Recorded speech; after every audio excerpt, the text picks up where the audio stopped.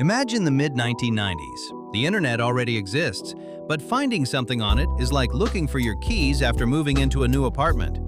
There are plenty of search engines, but they all work more or less equally badly. Then, at Stanford, two guys meet, Larry Page and Sergey Brin. And the funniest part is that at first, they did not really like each other. They argued constantly, they had different personalities. But it was exactly those arguments that gave birth to the idea that changed the internet forever.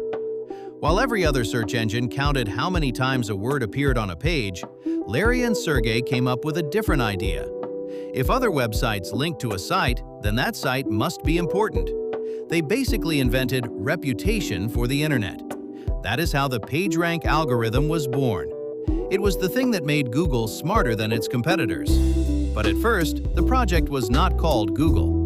It had a strange name, BackRub. It sounds less like a search engine and more like a cheap massage place near a train station. The name came from the fact that the system analyzed backlinks between websites. Later, they changed the name to Google from the word Google, the number with 1 followed by 100 zeros. They wanted to show that there is so much information in the world that it is almost impossible to count. And this is where it gets really interesting. Their search engine became so popular at Stanford that it literally started crashing the university network. The servers could not handle the traffic. There is a story that Google was using almost half of Stanford's entire internet bandwidth. Imagine that. Two students overloaded the system so badly that the university basically had to say, "Guys, maybe it is time to build your company somewhere else." They had no money. They built computers from spare parts and scraps they found around campus. One of Google's first servers was literally built out of Lego bricks because a proper computer case was too expensive. Then came the moment that now feels like a movie scene. They showed their search engine to Andy Bechtolsheim, co-founder of Sun Microsystems. The presentation lasted only a few minutes. Andy looked at the demo, said something like, "This is going to be huge," walked back to his car, pulled out his checkbook, and wrote them a check for $100,000.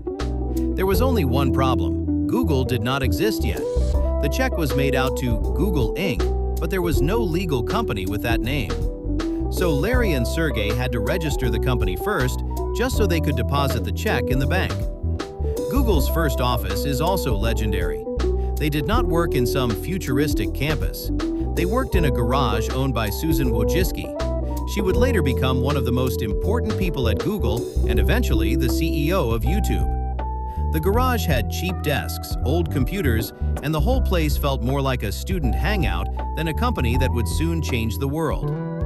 And there is one more detail that shows just how weird they were. In 1998, the whole Google team went to the Burning Man festival and left a small stick figure icon on the homepage. That was the first Google Doodle. They were basically telling users, "We are not here, we went to party in the desert." Imagine a billion-dollar company today putting up a message that basically says, "Sorry, we are at a festival." And that was the magic of Google. It was not created by serious businessmen in expensive suits. It was created by two weird guys who argued with each other, crashed the university internet, built servers out of Lego, worked in a garage, and went to festivals. And then they went on to build a company that today probably knows more about us than we know about ourselves.